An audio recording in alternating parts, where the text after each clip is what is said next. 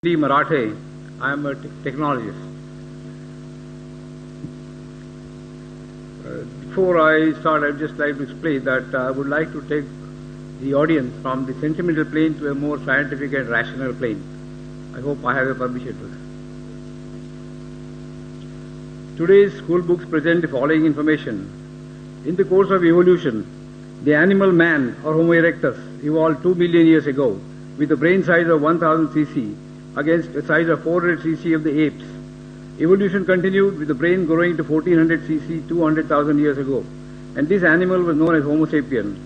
The present form of man was evolved about 35,000 years ago and is known as Homo sapiens sapien. Anthropologists have estimated that man developed a speech center in his brain 50,000 years ago.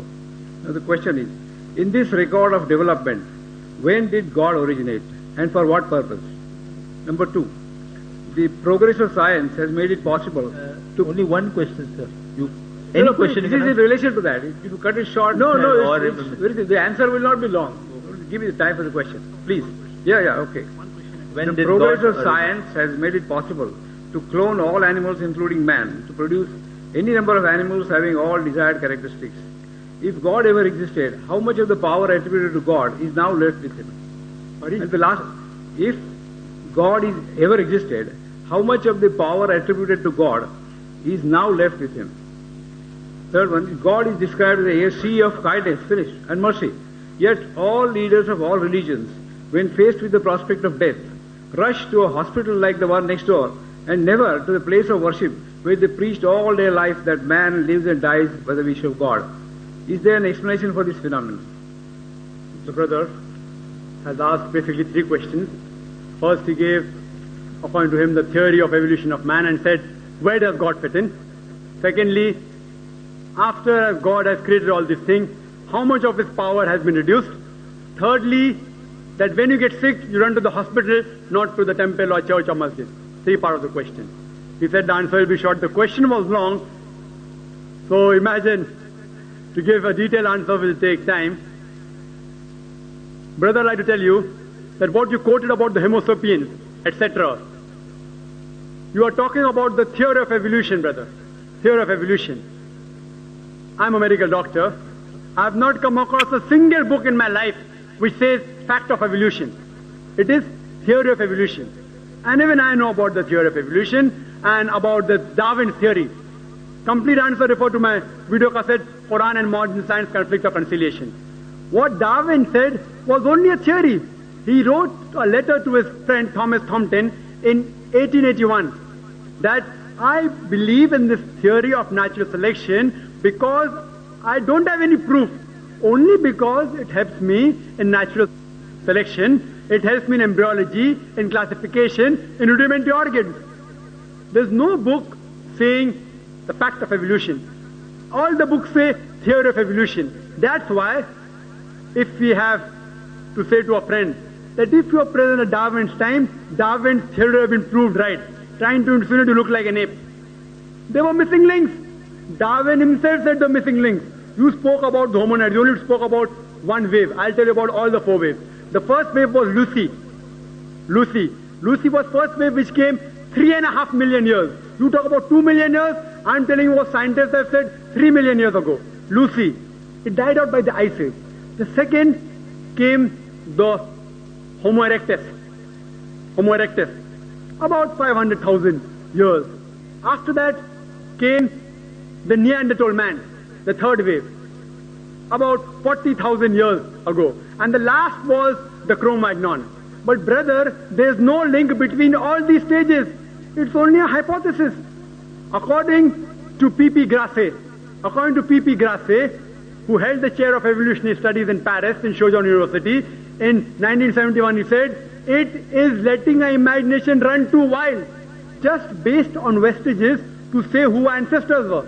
I do know there are some people who speak about Darwin's theory. I'm a medical doctor, I know about that.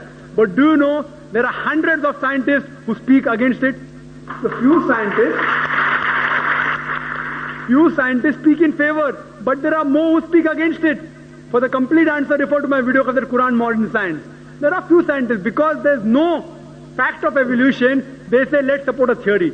Quran doesn't support any theory or hypothesis. Quran speaks about fact.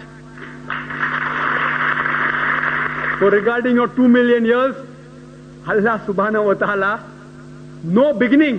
When man came, no one knows the exact date. No one knows. Assumption is there. But Quran says the first man was Adam alayhi salam. First man. And with it came Eve. May Allah be pleased with her.